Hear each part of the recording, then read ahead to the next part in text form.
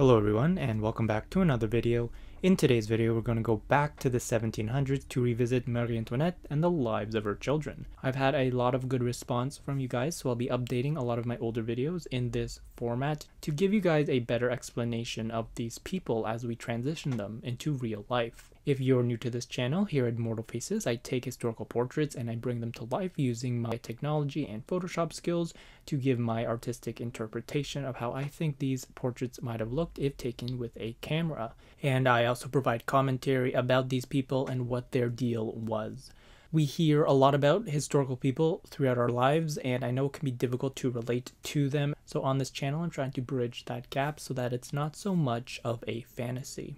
Okay, so let's get started. Thank you for watching. Subscribe for more historical recreations, and let me know in the comments who you'd like to see in real life. So we're going to start off with this portrait right here, and this is of Marie Antoinette and her children. We're going to zoom into Marie Antoinette, and we're going to see how she might look transitioned. Marie Antoinette and King Louis XVI were the last king and queen of France before the Revolution. There were other kings afterwards, but this is before, and together the couple were famous for being guillotined during the Revolution.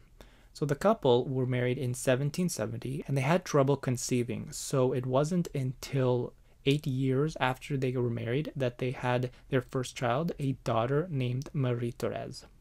Marie Thérèse ended up becoming the only child of the couple to survive the Revolution. They had 4 children in total. The next 3 would either die during or before the Revolution.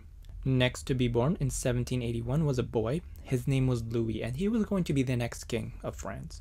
So the couple loved both of their children, and they paid particular attention to the education of this next King Louis. He unfortunately suffered from fragile health, and he got a series of fevers when he was 3 years old. By the time he was 7, he actually contracted tuberculosis, and that led to his eventual perish. It was his final blow. His body could not handle it anymore, and he died in 1789 at the age of 7. During that time, the couple had 2 more children. They had another boy named Louis and a girl named Princess Sophie. Princess Sophie suffered a similar fate as her older brother.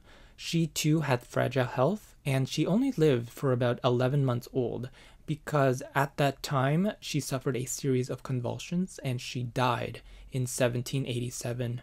So now the king and queen had 2 children by the time of the Revolution. They had their eldest daughter, Marie Thérèse, and their second son, Louis. As Marie Thérèse matured, the march towards the French Revolution was gaining momentum, and in October 6th of 1789, the Palace of Versailles was stormed, and the family was forced to move from Versailles to the Tuileries Palace in Paris.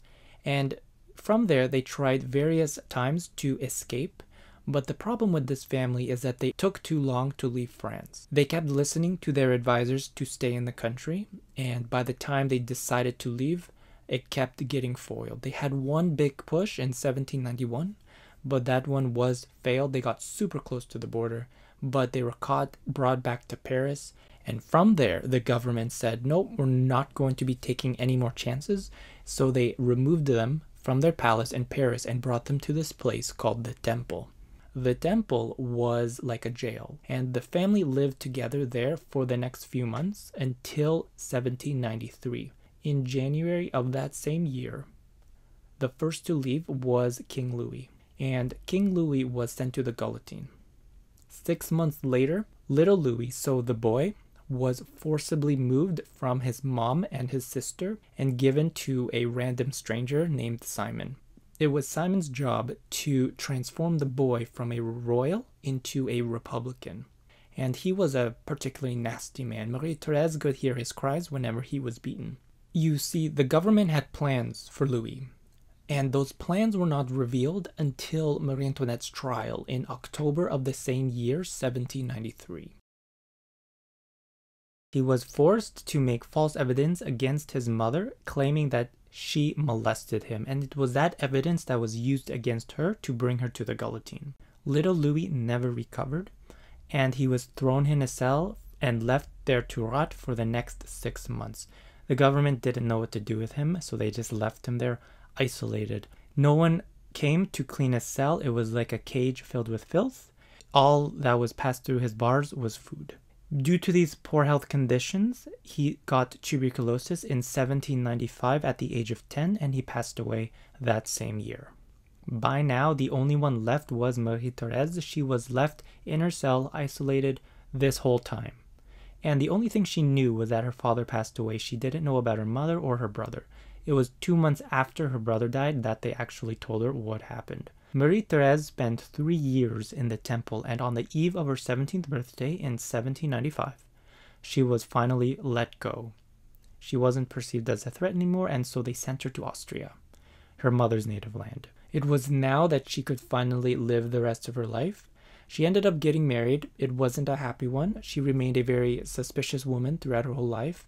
She spent a lot of her time in Great Britain, always fearful of some other revolution that was going to happen. And her uncle actually became King of France after Napoleon in 1814. He became Louis XVIII. At that time, she moved back to France and stayed there for the next 10 years until 1824 when he died. Her husband became the next king. That means she became the next queen. It didn't last long though. It only lasted half an hour because her husband abdicated for his nephew. Then afterwards, Marie Thérèse spent the rest of her life hopping between courts. She ended up dying in 1851. She lived 72 years old from pneumonia. It was 3 days after the 58th anniversary of the execution of her mother. And that's the story of Marie Antoinette's children. So I hope you enjoyed this video. Thank you for watching. Subscribe for more historical recreations and let me know in the comments who you'd like to see in real life, and I'll see you in the next one.